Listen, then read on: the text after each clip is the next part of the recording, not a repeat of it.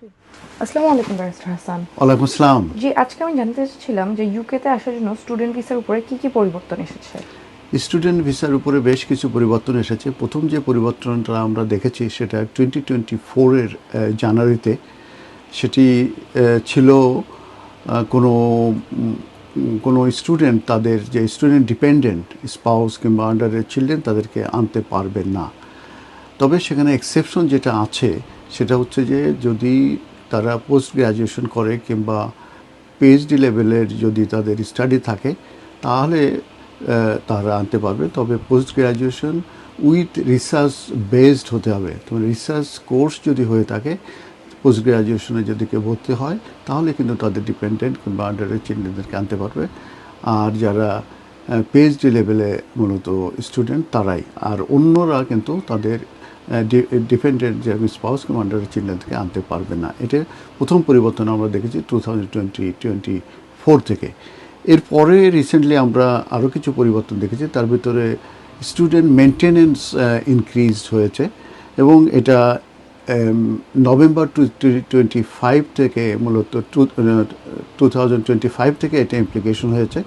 এবং এই যে মেনটেনেন্স এটা 9 মাসের জন্য কিন্তু যেসব ওভারসিজ স্টুডেন্ট যারা ইউকেতে আসতে চায় তাদের কিন্তু এই ফান্ডটা দেখাতে হয় 9 মাসের একটা অ্যামাউন্ট হিসাবে। সেটা যদি ইনার লন্ডন হয়ে থাকে সেটা 1527 পাউন্ড, আর যদি আউটসাইড অফ লন্ডন হয়ে থাকে 1171 পাউন্ড। তো এই পরিবর্তনটা এসেছে যেটা। আর আরেকটা পরিবর্তনের কথা আমরা বলবো সেটা হচ্ছে যে গ্র্যাজুয়েট ভিসার যে ডিউরেশন আছে এটি মূলত কমতে যাচ্ছে এবং এটা ইমপ্লিকেশন হবে 2027-এর জানুয়ারি থেকে।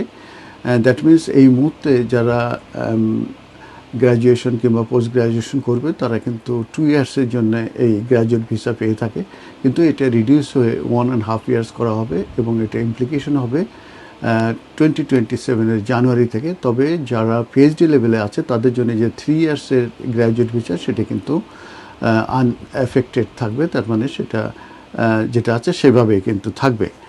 আর টেম্পোরারি সাসপেনশন করা হয়েছে স্টুডেন্ট ভিসার ব্যাপারে কিছু কিছু ন্যাশনালদের জন্য, যেটাকে ন্যাশনাল ভিসা ব্রেকের কথা বলা হয়েছে। সেটা 4টা কান্ট্রি আছে, ক্যামেরুন আছে, আফগানিস্তান আছে, সুদান আছে এবং মায়ানমার আছে। এই 4টা দেশ থেকে আপাতত ওভারসিজ স্টুডেন্ট আসা বন্ধ আছে। এরপরে ইংলিশ ল্যাঙ্গুয়েজ এবং কমপ্লায়েন্সের উপরে কিন্তু আরও কঠিন শর্ত আরোপ করা হয়েছে, বিশেষ করে যারা ইউনিভার্সিটি আছে স্পন্সর লাইসেন্স স্পন্সর যেসব ইউনিভার্সিটি তাদের উপরে। অতএব তারা যখন স্টুডেন্ট চয়েস করবে ওভারসিজ থেকে সেক্ষেত্রে যে তাদেরকে ল্যাঙ্গুয়েজ এবং কমপ্লায়েন্সের ব্যাপারে খুবই সতর্ক থাকতে হবে। ধন্যবাদ। ধন্যবাদ ব্যারিস্টার হাসান।